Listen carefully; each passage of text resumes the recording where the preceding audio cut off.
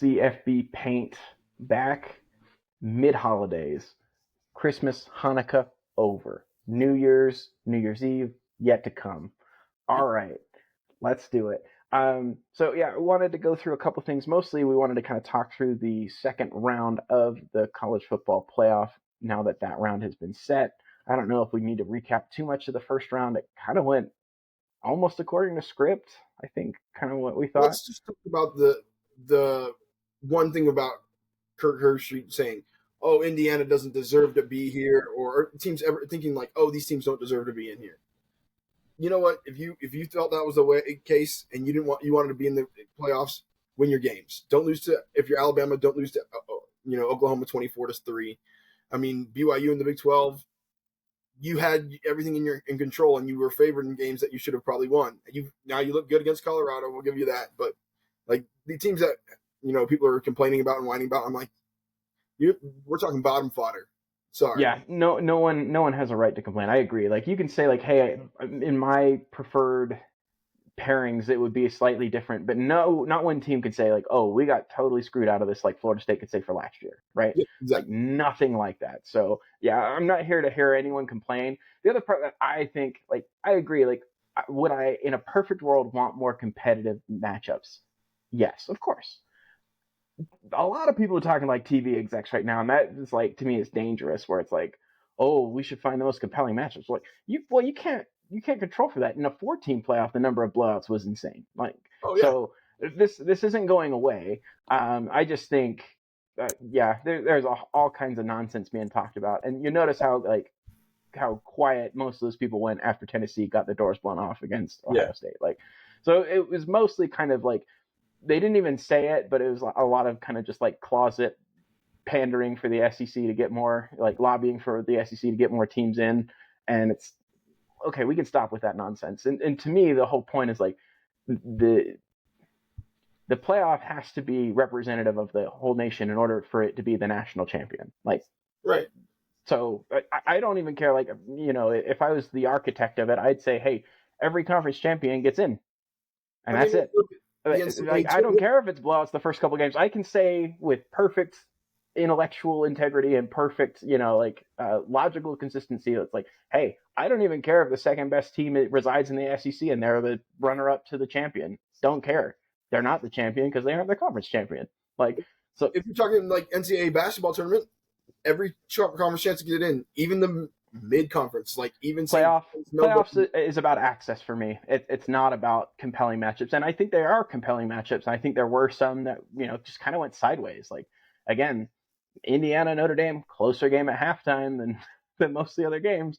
And looking at stats of wars, kind of what does he call it? It's like, did we really get beat that bad? Yeah. Where it's just the net success rate. Like, SMU and Penn State played pretty close. It's just some devastating turnovers for SMU. So that's going to happen. I'm not drawing any major conclusions from this round than anything else. So the people that are overreacting to it one way or another, I think, are both kind of, it's nonsense. Like, and I think ESPN, like I said, the mask is off now. Like they're no longer even pretending to be kind of in any way, shape, or form objective when they clearly have, there's a conflict of interest in them being like broadening out the access versus what actually lines their pockets, which is having a dominant conference that they have a 9-year broadcasting deal with. So of course they want that to kind of be the premier conference. And I have no problem saying that it is the premier conference, right? Like, they're the best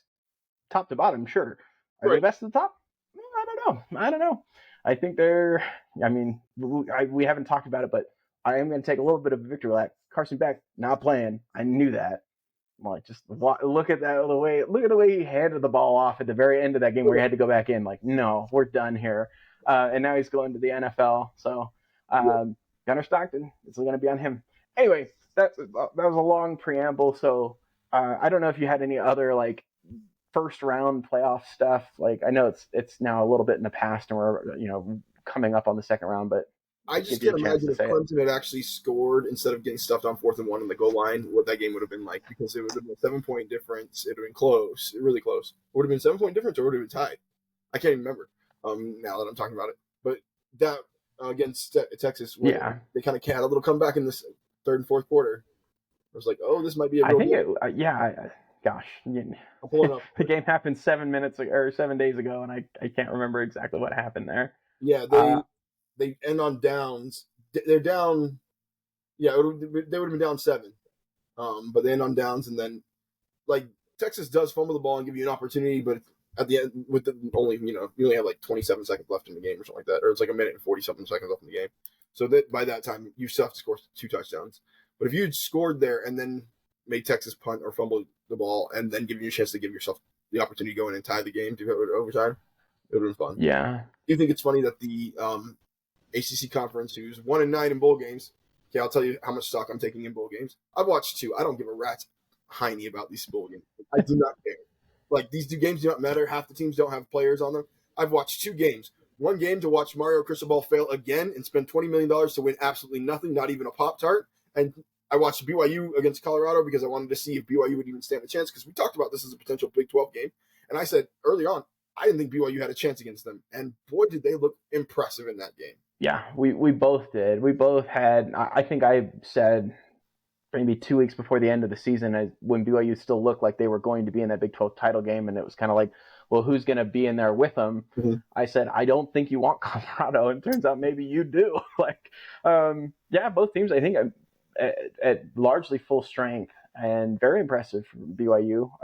Again, I could kind of question some of the effort on the Colorado side. Like maybe they showed up to play, but maybe they weren't maybe going full tilt. But all that to be said, they really kind of went out with a whimper. I So will sit there and say, though, that game gave me a lot of respect for the way Dion and Shadur and Travis handled themselves, which I'm kind of in a little bit like, like I don't like a flashy, like I'm in your face, whatever else, but like the way Dion lost with like, and you can't say he lost with anything but grace in that game. yeah, And yeah, then even Shadur's like comments about BYU before and afterwards talked about how diverse their defense was, how they didn't blow coverages, and how it would be an issue and an opportunity to play them.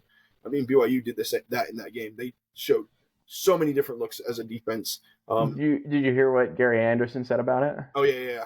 You want to expound on that? Sorry. Yeah, sure. So Gary Anderson is a defensive analyst and former head coach at Wisconsin and Utah State and Oregon State. So if the name rings a bell, that's why.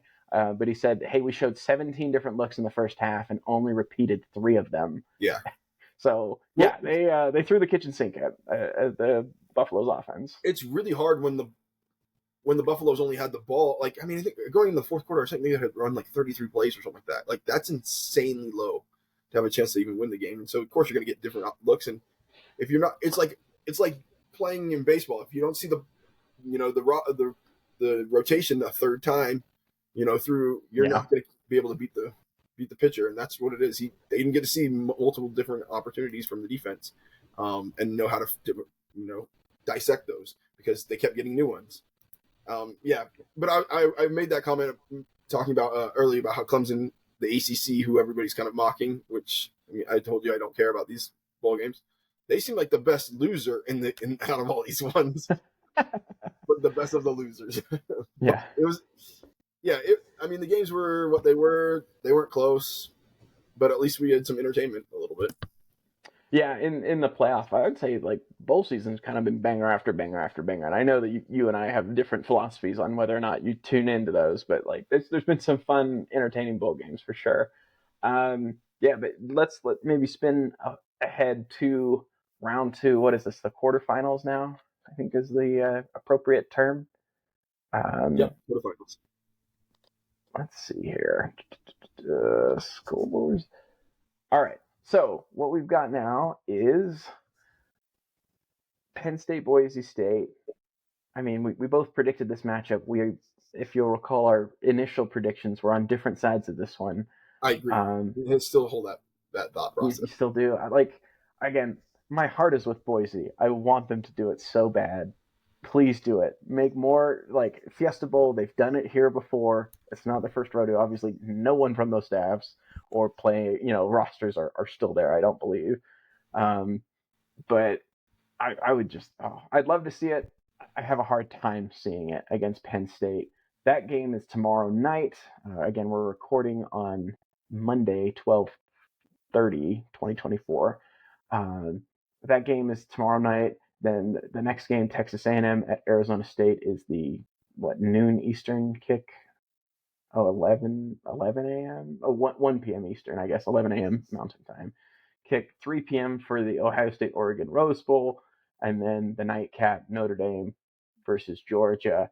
Yeah, maybe we just go in order. Like, again, since we predicted the Penn State Boise State matchup and kind of broke down what we saw, I don't know if there's a whole lot to rehash there, unless I there's just anything else you want to add to it.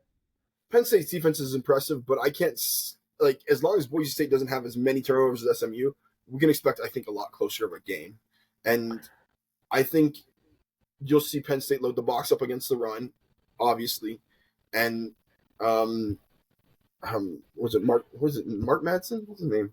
Maddox Madsen, yeah. Maddox Madsen. That's what it is.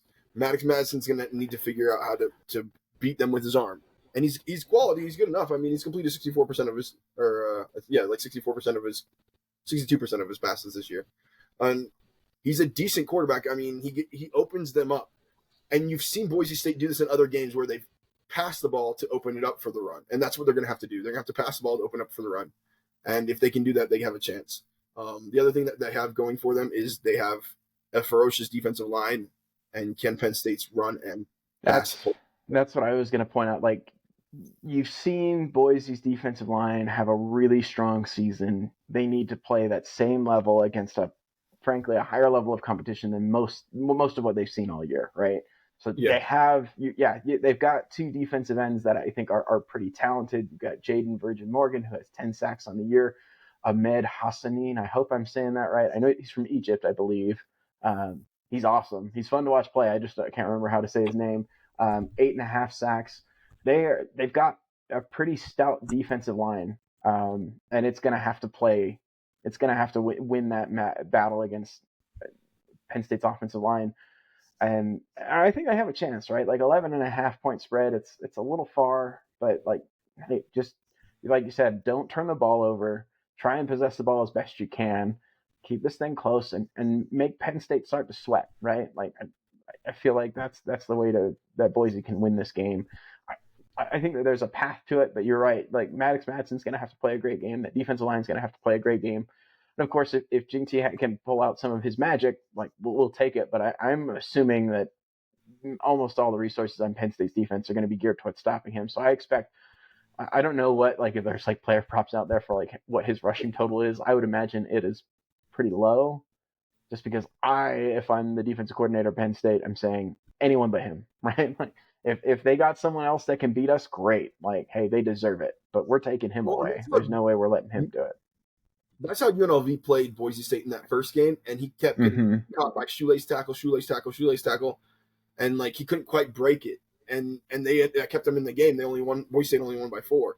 Now in their rematch, he broke a few of them and made it a real game. I'm looking at some quick props, if I can. You didn't have to Google that. I was just saying, like, whatever it is, I'm expecting it to be pretty low. I'd put it, if I was again the most amateur of amateur odds makers, I'd put it at 64. I'm not seeing a line here, but if you on DraftKings, if you bet like plus 50, it's minus 10,000, plus 70 yards, minus 1,600. If you bet 129 plus 129 yards, it's still minus 130. So he's still favored to break 100. It looks like. Really? Okay. All right. Well, put me on the under on that.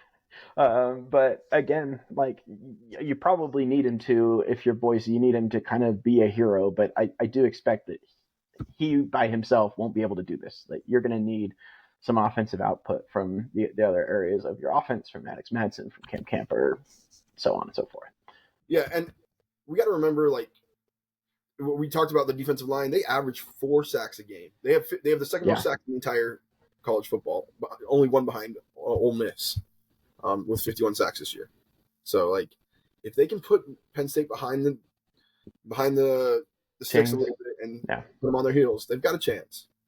Yeah, I agree.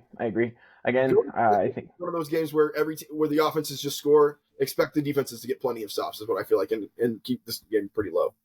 I'm wondering what the under and over is, to be the honest. total, according to ESPN Bet, is 53.5, Okay, which sounds about right to me. Like, and they expect 11-point win for Penn State. yeah, 11.5. Yeah. Could Okay. be, I'm taking Boise State to cover that and plus win the the game. points. Yeah. I kind of like them too as well. And it's mostly because, yeah, I was a little surprised at how well, and again, it's going to sound stupid given the score of the game, but like SMU moved the ball, Yeah. right? They moved the ball, and I understand that Boise's a different approach, right? So it's their methods of moving the balls are quite, or moving the ball down the field is quite different. So like maybe Penn State's a little bit more geared to play, a heavy run and play action team like Boise, but I just feel like there's going to be a wrinkle or two that Boise's going to be able to pull out. They're going to be able to move the football some, and then it's just can they score? Can they put 7, not 3, when they get down, when they get close? I mean, touchdowns are going to be critical. No turnovers, and then your defensive line has to really make things difficult on Penn State, force them to throw the football, and get after the passer when they do. So Agreed. sounds good to me. You want to move to Texas, Arizona State in the Chick-fil-A Peach Bowl? Yeah. Let's talk about this game. I can't help. I feel like Arizona State kind of lives and dies by Scatterboo, but when Levitt becomes a runner, that's when they kind of hit this dynamic where it opens up Scatterboo. Yes. The fact that Texas has better athletes than Arizona State, or Arizona State has played all season, is I think going to be the biggest factor. These are going to be players who are going to be able to bring Scatterboo down to somewhat. Like a lot of times, Scatterboo is yards after contact is insane, and he's able to break tackle after tackle to push himself. And I feel like he's still going to be high. You can't take it away from him. He's a great player, but you're going to see it lessened by these talented Texas players, and that's what's going to be the difference in this game more than anything else. Yeah, excited to see him and Anthony Hill meet in the hole and see who wins. Frankly, Yeah. like, because yeah, Anthony Hill's a really fun linebacker to watch play for Texas, and they've got, yeah, their defensive line I think is quite talented. Colin Simmons, gosh, I'm blanking the guys on the interior, but and gosh, Ethan Burke, I think is, gosh, I can't remember his last name. Played at Austin Westlake. It's bothering me. I can't think of his name, but they have bookends as far as defensive ends that are pretty good. And yeah, it's going to be something where I, my thought is, if Arizona State had the benefit of having Jordan Tyson in this game, I don't know how much, like, does it really change things? I mean, it changes the way that they can play the game, right? Which I think would give them much more of a chance. So I'm nervous about this one for Arizona State. Oh, and I'm getting some feedback. I don't know if you're getting like a scratchy noise or something like that. Sorry Yeah, about that. sorry, I had a little fuzz and it go through right there. Oh, Are you all still good. getting it? All good. Nope, we're good. Anyway, what I was gonna say is like, I'm struggling to find ways that Arizona State scores. Like, I just, unless Scadaboo is able to break a tackle and kind of find a gap after Texas's defense has been pretty assignment sound most of the year, so it's going to take a broken tackle. It's going to take or a mistake from Texas, but I wish there was something a little bit more to balance out what they're doing with the run game, because I agree with you. Sam Levitt is a heck of an athlete. He's a really special QB, and honestly, like, I'm gonna wildly speculate for just a second, and there's not talking about the game, but like, if I'm Miami and I need a quarterback, I'm probably trying to talk to this guy. Or if I'm who still needs one?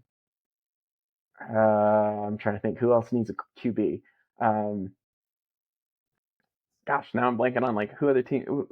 I mean, Miami is the one that to me most I'm gonna obviously needs a quarterback. roll with you Alabama, there. yeah, Alabama. Depending on what Milrow does, like, I think this guy's going to probably field some offers, whether or not he enters the portal. Like, Yeah. just because he's a really good athlete, he's coming into his own as a thrower. Again, I don't think he's fantastic at that. He's not shy on confidence. I don't know if you saw his quotes from this week, but So good for him. I like salute that. But yeah, I mean, you better be able to back it up, and being short your leading receiver is unfortunate. So And and see, this is where I think I'm going to disagree with you. I think Arizona State's going to have an opportunity to find the end zone. I think they have a good enough play caller and a dynamic offense that keeps people off balance. I've watched their games and a few other different people this year, and like they feel a lot like Vanderbilt did against Alabama, where they were just ahead of you and you couldn't really catch up, or Alabama couldn't catch up to them. Sometimes the Arizona State gets on that, and I feel like that's been a key to their success. Is they are keeping you so off kilter that it's a hard to stay in front of them. And so I do think that they do score about like 20, 21 points, to be honest. But watching, and you mentioned Ewers, like you thought Ewers might struggle coming into this last game. Ewers looked impressive to me, but the balance that they were able to find between the passing game and the running game was what was really broke the camel's back for Clemson. And I think that is going to continue to go through Arizona State. And frankly, I don't think Arizona State's defense is as good as Clemson's. And so I no, expect this to be a little bit of a bloodbath, but not that Arizona State won't put up points. yeah, you took the words right out of my mouth when you said like the running game for Texas, like the balance they were able to provide. I'm really concerned about Arizona State's defense defending the run with the emergence of I'm forgetting the Texas's four string running back who's really taken the Wisner. Thank Jaden you. Blue. Well, Jaden Blue, but also Wisner, the other running back. Those two have really had pretty strong closes to the season, right? Yes. And so I number one salute them. Like they've done some awesome stuff. Being able to gash Clemson was really impressive. I agree. I think at every single level, I think that Arizona State's defense is worse than Clemson's defense. So that gives me a lot of concern. Um, I think this one's pretty lopsided, quite frankly. So I don't know how much more we need to talk about that. Maybe it's just like how competitive is it? How deep? If it starts to get out of hand, what does Texas do in terms of trying to preserve their team for a semifinal matchup, which will be against either Ohio State or Oregon? So there's that to consider. So maybe they try and lay it on thick early and then put it in cruise control. We'll have to see.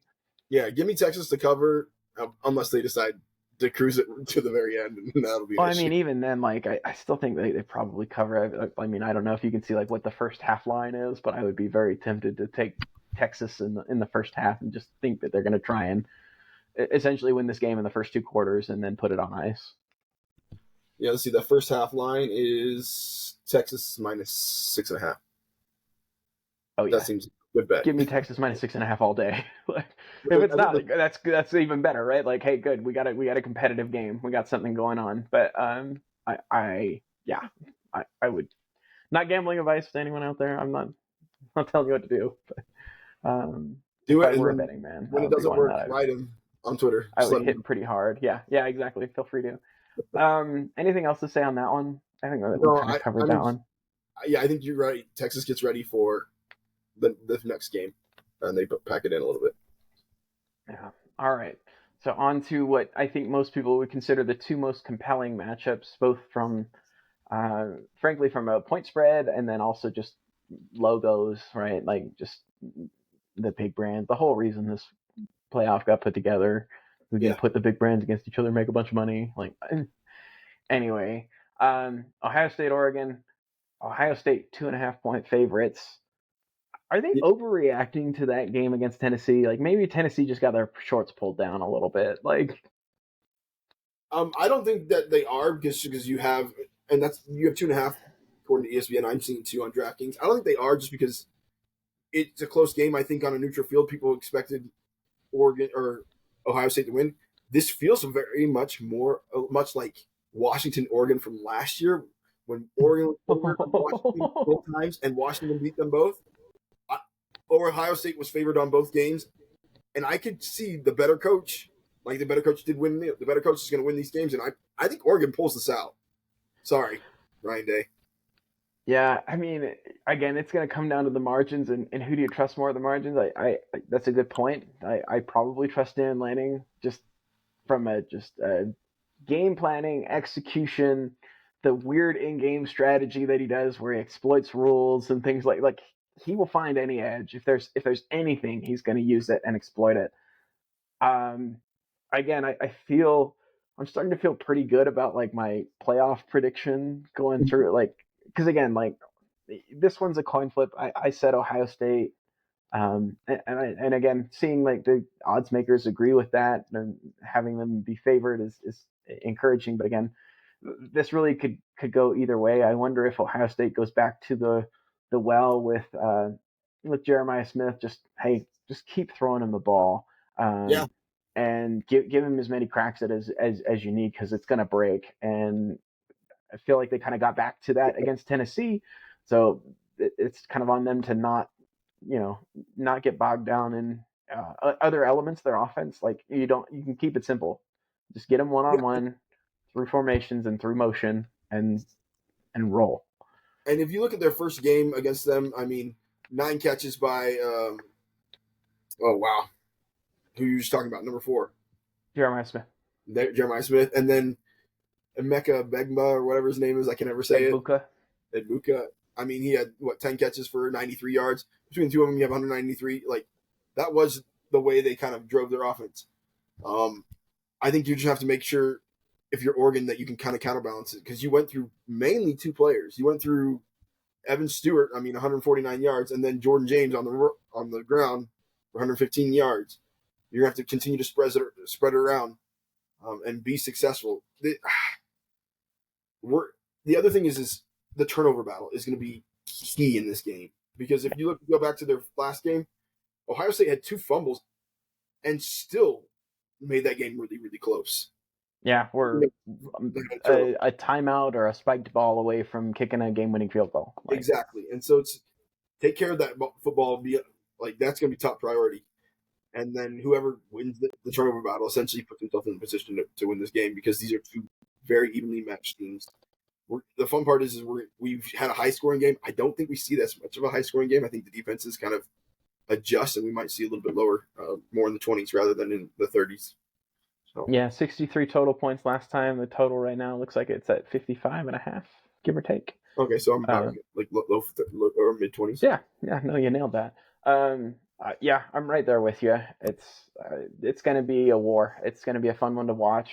I wonder if it ends up being. Are you familiar? I feel like I've said this on the podcast. Have you heard the term Pyrrhic victory, where it's like you win the battle, but You lose at what expense it costs you to lose the war, basically. Players hurt. Not Yeah. So I'm interested to see if that takes place here. I hope it doesn't, for either one of their sakes. Like I want them to be at full strength going forward, but this is one that the winner is gonna hope to escape with health, and if they aren't, like it's a quick turnaround. And you got to tough it out, because you're gonna have, in all likelihood, a game against Texas, another heavyweight in the next round. Yeah. Finally, Notre Dame, Georgia. I don't have DraftKings open. What's the line there? -1 Georgia. Georgia, yeah. I'm a little surprised. Like again, I think this go ahead. is banking on Georgia's defense being amazing. Lights and out. We've seen them good against Texas. We've multiple times. We've seen them play well this year. And can Notre Dame pass the ball on them enough to open up the run underneath? But the thing that they're not accounting for in my mind is Riley Lenner's running ability and his escapability. Because he takes passes that are supposed to be sacks and makes them 4-yard gains, and that's going to be the difference in my opinion.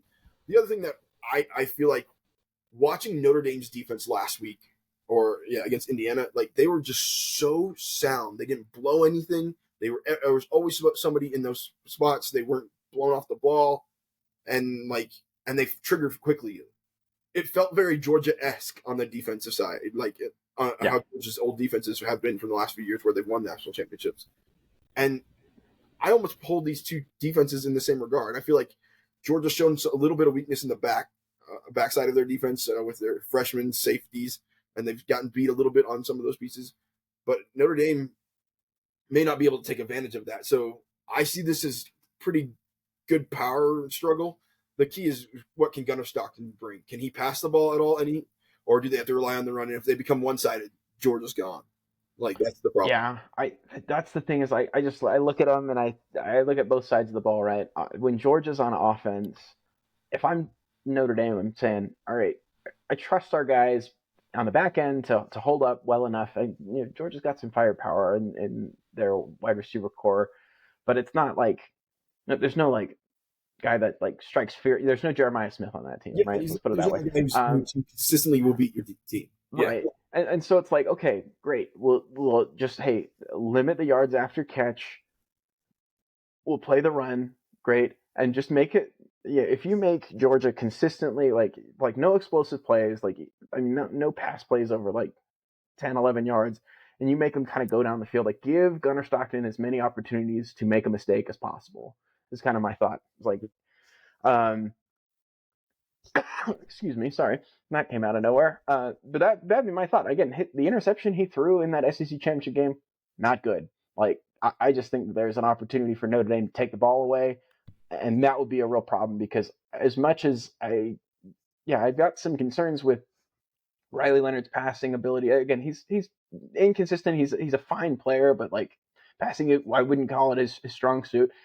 And combine that with he's going up against a Georgia defensive line that's really talented. Maybe he hasn't been quite as dominant as we'd hoped in certain stretches of the season, but we've but seen like blow it. up some teams. But yeah, but you've seen flashes of it. And Notre Dame's is kind of a bit of a patchwork offensive line at this point. They lost, I think, two starters heading into the season, and they've held up well, but they haven't seen anything like this Georgia defensive line. So I see a pretty even matchup in terms of both defenses having a considerable advantage over the opposing offense.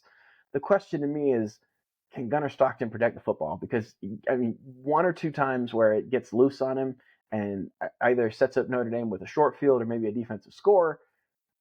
And I think Notre Dame can kind of just go, if they get up 10, they'll go into like, hey, just nothing over our heads. Yeah. And they won't even care about the offensive side of the ball again. The other thing that we have to consider is if you watch that Texas Georgia game in the SEC championship, they kind of just the Georgia offensive line just decided we're going to run the ball and like you're not going to be able to stop us. And if they can do that against Notre Dame, that's going to really be a problem. I don't know. Like the more and more I talk about this, the more and more I'm like that 1-2 point favorite. Like doesn't surprise me. I don't know where I land on this. I think originally I landed on Notre Dame. I think I'll stay with that, but I would not be surprised if Georgia wins this game at all. I mean, I understand why they're Georgia's favorite. I think it's mostly because it becomes a liability if lots of people put their money on Georgia as an underdog, right? Like, I think that's more a financial than an actual trying to like handicap the game, right? Like, um, Yeah, but so the line's going to reflect the betting money, so it's. I mean, we're this close in. It's that's a moot point in my opinion. yeah, well, didn't it open at Georgia -2? Isn't more money coming on Notre Dame? I'm not sure. Anyway, you can look that if you can't find it, not a big deal. My Yeah. point is like I I don't know. I got alarm bells. Like Georgia hasn't been able to consistently run the football all year. Again, they've had, like you said, they've had a couple of times where they've been able to just kind of run it down people's throats. But if I'm Notre Dame, I know that that's coming with a backup QB. They're not going to try and make him throw his way what I'm trying to do is I'm trying to take away Georgia's fastball. Saying, Yep, hey, we're going exactly. to dedicate extra to the run. We're going to account for him in the run game. We know that he's an athlete, so hey, we're going to be prepared. But I mean, make him beat you from the pocket, and can he do it? And I am not convinced that he can. And again, I 45 and a half is the total. I still expect it probably to be under. Like I lean toward the under. I still like Notre Dame in this game. It's gonna be close. It's gonna be really close. But in a game that's close, like who's got the more dynamic quarterback? Who's got um, the better game plan? I mean, I love what Al Golden's doing with Notre Dame's defense. Kirby Smart is obviously can't take it away. Like two national championships. Hard to bet against him, but I just feel like in this case with some of the injuries around, Carson Beck, of course, but some of the limitations that Georgia has this year, I lean Notre Dame. So I'm going with it. I'll live and die on that, but it should be a really, really good game. It should be probably a little bit low scoring. So if you like kind of old school defensive, you know, Yeah. grind it out kind of games, you're in for a treat. Oh, and those are the ones that are fun because to some degree, like you're within a touchdown no matter what, pretty much the whole time if you get there. I think I'm with you. I think I picked Notre Dame to win this game. I think if I have Riley Leonard and I need a 2-point conversion, I'm a lot more willing to expect Notre Dame, in an overtime whatever situation. Oh, I like it. So. Yeah, in overtime, the game gets to overtime and gets to the 2-point plays. Well, number one, Kirby Smart will probably take a timeout every single one, and Oh, they'll he drive us crazy definitely will. again. But Well, yeah, by Notre Dame, I you anticipate trust a little bit too. yeah, trust the senior QB versus the red shirt sophomore who's really only seen the field in one half of play. Yeah, I don't know if we made picks for the Oregon Ohio State game. Oh, do we not? I'm picking Oregon to win that game. I don't know. I'm sticking with my Ohio State pick again. That is as close to a coin flip as you get. I understand why Ohio State's favored. I do think again some of that might be slightly overreacting to how well they played in this last game, but it's really like mostly I'm sticking with it because I said it last week, and I don't have any real reason to like walk away from it, but I can very easily talk myself into Oregon, right? Like that one's as close as it comes. Sorry, what? You want to be Nostradamus or whatever his name is. Oh yeah. Well, I mean, again, if it plays out the way I think it, or the way I said it would, or predicted it would, number one, that'd be pretty cool. But number two, like that's a fun little playoff. Maybe this brings me to another point. Like, you have an opinion on like, I mean, whether it's the seeding of the tournament or the automatic buys? Like, do you care that presumably like Georgia or Notre Dame have maybe an easier path to the title than, I mean, I use air quotes, but maybe it is considered an easier path. Maybe they are. I don't want to be dismissive. An easier path to the championship game than Oregon or Ohio State because they have to play each other in this round. I don't think I care per se, but I do think like if you look at back to the NCAA tournament from basketball perspective, you may win your conference title, but you might be a 16 seed and you still have to go against Duke. And like, to me, that makes sense a little bit. It's like, hey, you earned your right to be here, but based off how you played and based off of what we ranked, or based off your resume and what we rank you based off of, like the metrics system, you're going to get the 12th seed. I don't have a problem with that. Yeah, me too. Again, like I said before, playoff to me is about access, right? Like access to it, and then from there, you have to beat the best teams, and so when you face them, to me, doesn't matter as much too. Like, so I kind of see it both ways, right? Like, I'm not advocating for anyone to get first round buys. I mean, obviously, someone in the current structure, someone has to, right? So like, I'm fine however you want to do that. I don't really care. I don't feel bad for Oregon that they have to play Ohio State in the second round because they're going to have to play them or someone akin to them at some point, right? Like, so I that to me is, I don't feel sorry for anyone that's in the tournament, right? Like, oh, you got a good draw, you got a bad draw. There's no way you can sort of seed your way out of, like, I can't even remember who made this point. Someone on Twitter, and I was just like, man, that is the best way of describing it. So I wish I could give that person credit, but it's been a while. It was kind of shortly after the playoff bracket was released. It was like, there's no way for us to sort of configure our way out of a team like Ohio State playing beneath themselves and into a lower seed that makes it harder on a team that's a higher seed, right? Like, you can't solve for that, right? Yeah. Like, and so I kind of see it both ways. Yeah, and if people want to complain about like, oh, we had these blowouts in the beginning, well, if we have the lower seeds do the play in, like if we'd gone by the college football committee, which we all know is a joke, but by the rankings, you would have had Clemson as the bottom, Arizona State second to bottom, SMU and Boise State, Indiana, Tennessee. So you put Ohio State, Notre Dame, Penn State, Texas, Georgia, and Oregon as like the 6 best teams. Oh, so that gives Penn State, Texas, Georgia, and Oregon as the buys. To be honest, like I would be okay with that. I'd be okay with that. I think you'd have better games. I think you'd have a better opportunity. And guess what? Arizona State, you didn't play as good well the whole year, and so but you did end up winning your title, so you get in. It's like those teams that go 7-12, in their conference, and then all of a sudden they go on a run during conference championships in basketball, and all of a sudden they win the conference championship. Sorry, you don't deserve. Great, you're in, but you're gonna face a tougher team at the start. Yeah, and I'm fine with that too. So I agree with that. Like, but I also don't hear the whining about like, oh, it's a shame Oregon State has a harder path than Texas, and like maybe, but Texas had to play an extra game. Like, so I kind of I see it both ways, and I don't really care for either argument, if that makes sense. Yeah, Um, I think so I am. If I'm going to go lean one or the other, I'm pro seeding. Like, just to go based off of seeding to some degree, because then you don't. If you are the one seed, you have an easier path. You don't have the easiest path, but you have an easier path, just like a one seed does in the NCAA tournament. But you're still going to run into a tough 8-9 seed, team. Here, you run into a tough. Like if we made them be the one, and then they have to play the. I'm not exactly sure how we'd want to do this, but like you still have to play a top 17 potentially. Okay, that's not easy. yeah, Uh, so yeah, okay. We're 40 minutes in. I had a couple other things, just like, did we talk Cam Ward already? no, we have not talked Cam Ward. Oh, we didn't. Okay. So, like you said, the Miami roster was reportedly about a $20 million outfit, and it couldn't even buy a really cool toaster trophy, which is that's a really expensive non-toaster trophy that you didn't get. But and also like maybe just a quick side note here, but like, did you notice like their best season under Cristobal and it's his worst recruiting class? Oh, this next year, yeah, Yeah, interesting.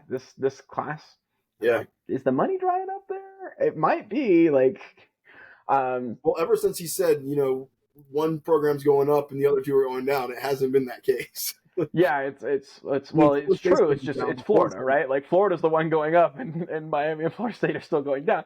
Um, but the other part that I was gonna say about that is like it's just fascinating because I was listening to the 247 Miami, like they recapped their signing day because I was just kind of like, all right, what happened here?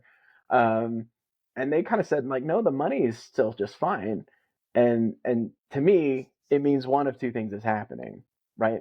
So either the money is in fact fine, and Cristobal is not having a hard time selling the program because he's been, at best 10-3 now with a boatload of transfers that he brought in after saying like, "Hey, I'm not a transfer guy."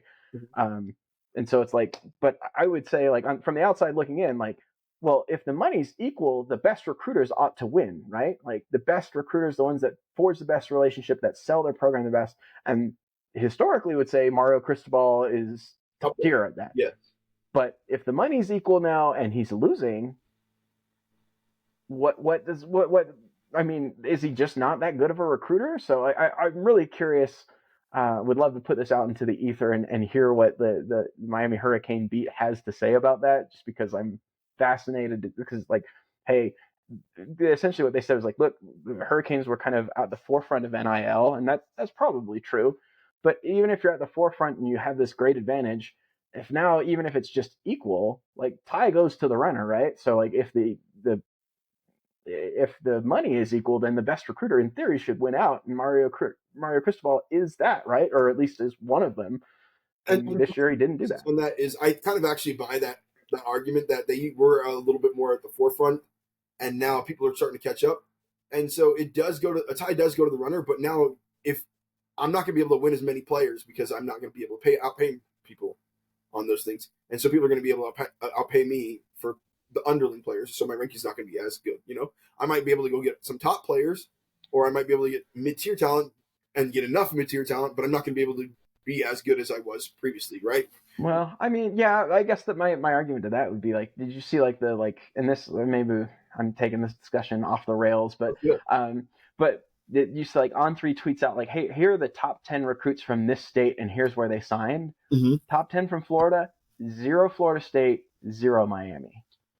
I'm not surprised. In fact, 100% SEC. I And believe. if we look at the SEC, like the SEC is sweeping like the top tier talent. I think if you look at all the 5 stars, all but like 2 or 3 ended up in the SEC. Like I'm not sure if that's Yeah, so. I mean, there's two real heavy hitters, right? That are outside. It's Oregon and Ohio State, right? Like let's like Yeah. those are the ones that are really competing outside the SEC for top tier talent. But I just like I don't know. That to me is like alarm bells I for think that's Miami. I think that's the comment that you're making. Like if okay, let's say if I have $20 million to go get players, right? And I pay my first one $1 million. Okay, I only have $19 million to go get some players. But Ole Miss and Auburn and Mississippi State and Arkansas, they all have $1 million. and I only have $900,000 scheduled for my next best player. Great. Well, I'm not going to get the next best player. They're all going to get the next best players, and they're going to go to the SEC before I can get them. And that's why it's critical for Florida State and Miami if they want to compete, and Clemson, et cetera, if they want to compete to get out of the ACC. You're not going to be able to compete because this money is starting to show its face hardcore. Like, Yeah, maybe we're that's it. seeing, Maybe we're really starting to see that yeah, we're starting to delineation. see more of a trend for recruiting. Like, we've always seen a trend of good players going to the SEC. We're seeing even more good players going to the SEC. Now they're split up amongst the different teams. They're all not going to Alabama this time, but I mean, Missouri's getting 5 stars, Georgia's getting 5 stars, Auburn's getting 5 stars, Clemson's getting 5 stars, Ole Miss is getting 5 stars. Heck, Mississippi State is recruiting former 5 stars as their quarterback, etc. Like, we're seeing good players go to the SEC because why? We're becoming pro football. People want to get paid. They don't care to win necessarily. They want to get paid now. And why not? You're going to put your body in the line. It's going to happen. But the SEC is going to continue to do this, and unless Florida State, Miami, and Clemson get out of the ACC and get into the Big 12 and utilize the money that they need to, or the Big And by 10, Big 12, I think you mean Big 10. I say, yeah, Big 10, and utilize the money there, or the SEC and utilize the money there, those teams will never be able to compete. Straight up. Yeah, it's fascinating. Sorry, we took that conversation in a very different direction. Back to the Pop-Tarts Bowl. Cam Ward, first half, 3 touchdowns, gets the record for career passing touchdowns in the NCAA, shuts it down at halftime. This is the part where I think I think I may have said this before, but it feels like Lion seasons here. Like, to me, usually I call like preseason is Lion season because every fan is lying to themselves about how good their team's going to be. Um, I mean, the amount of things from people saying, "Oh, this is the plan all along," and it's no one in the building is saying that. Mario Cristobal didn't say, "Oh yeah, that was the plan." Player discussions and whatever were made in house, and they're going to keep kept in house. Well, I mean, again, you can talk about the details of it, but you could just say, "Yeah, that was the plan all along." Like, you can keep the details private, but like, yeah, we understood that was the case. How hard is that? Like, that's not throwing anyone under the bus. Yeah, and to me, so I don't buy it, is what I'm saying. You think Cam Moore just decided to sit? Yeah, I think he shut her down. Now, he may have informed them of, like, hey, this is a possibility. I don't believe that was the plan all along for them to, like, he's going to play a half. I don't know whether that was the plan all along. I mean, you were up substantially enough that it made sense to shut Cam down to some degree. It was a 3-point game. Hmm? It was a 3-point game at halftime. Yeah, that's right. It was 31-28. You're right. It felt like they were in more control than they were, but I mean, you had some flukish things that happened, like, right, they fumbled the very first snap and basically gift Iowa State a touchdown right from the word go. But like, I just like, and if you look at like the stat sheet, like, Miami again, like down to down was outperforming them, outgained them, were more efficient, all of those things. But the game was close enough. The other thing I have to say, like, number one, no, it's not going to affect his draft stock. I don't care about that. Like, no one cares about it. I feel like the people arguing back and forth are not arguing in good faith with the other side's arguments, right? Like, because the people who are saying, like, hey, he quit on his team, like, that's actually true, right? He did quit.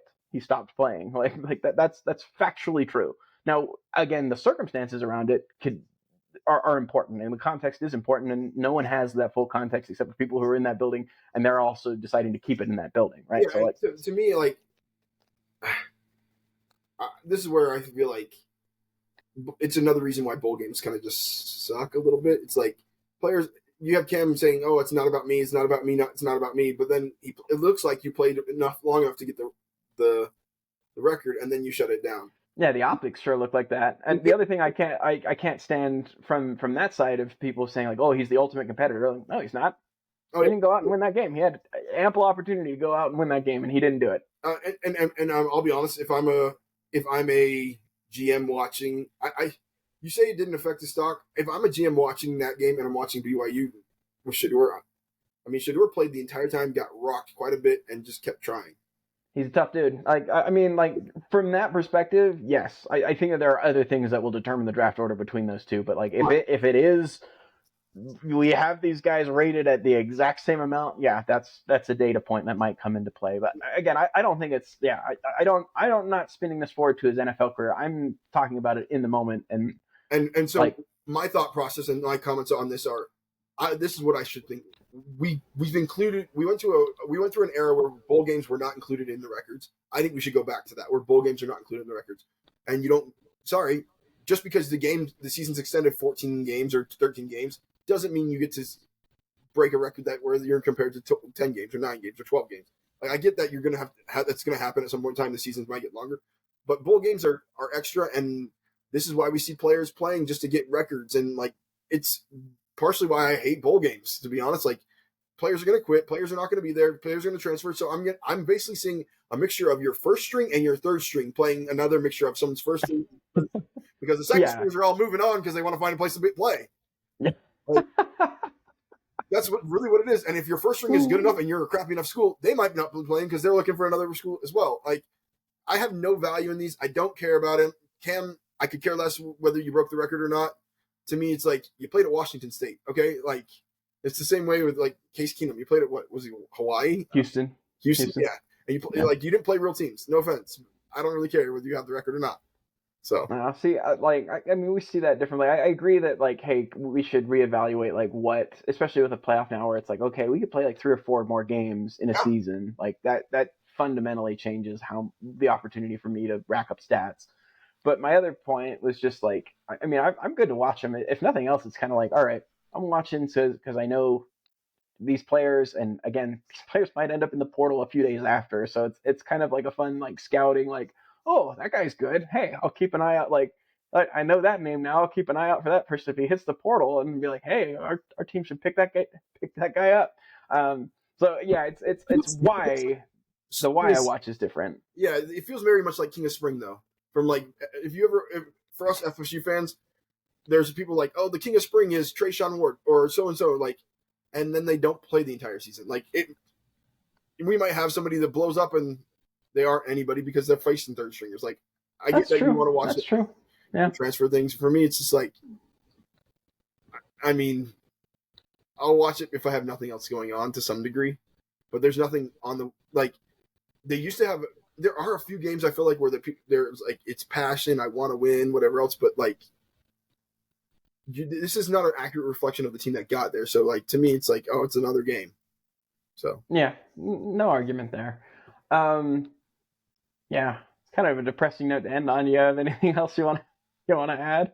oh, I mean, I've enjoyed watching the playoffs. I think people are frustrated that they're blowouts, but still, it's fun to watch the talent. I think this is where it really kicks in. We're going to see like the next tier, and that's the other thing with college football is that you have like very few great teams. You have a few really good teams, and then you have some like good teams, and there's a difference in jump in those Yeah, substantially. And I think we're going to hit this jump right here, and we're going to see some good quality games. Like I said last week, expect some unexpected things. We didn't have any unexpected stuff, so maybe we have some unexpected stuff this week.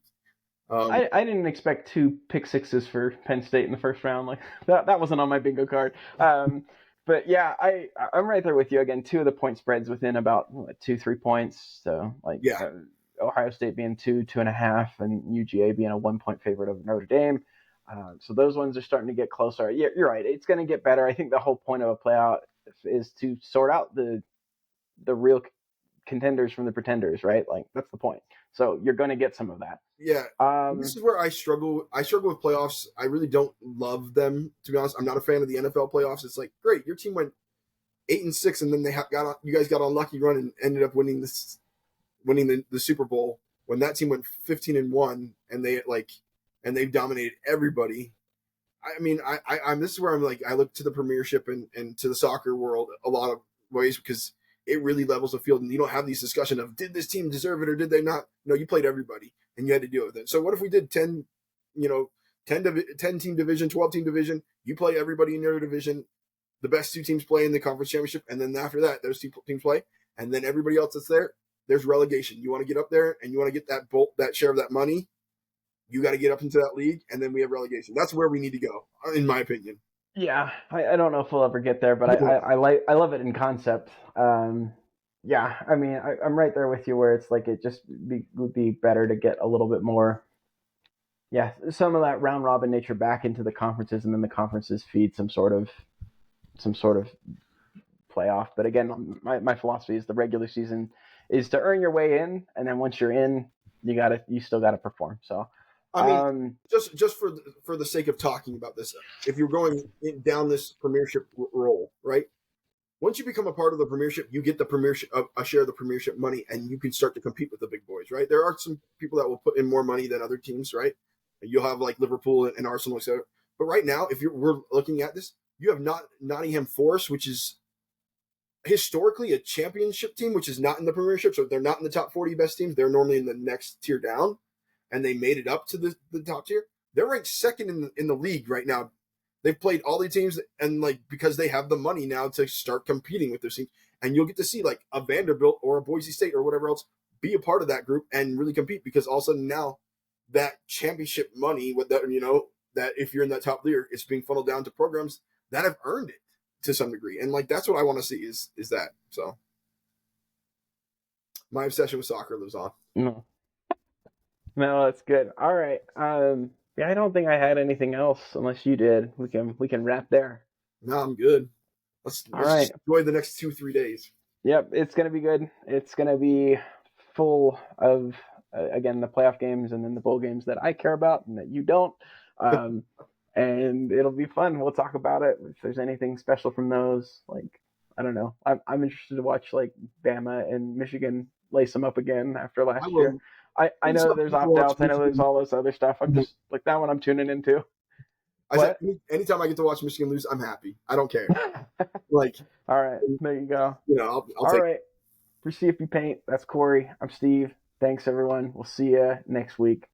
Peace.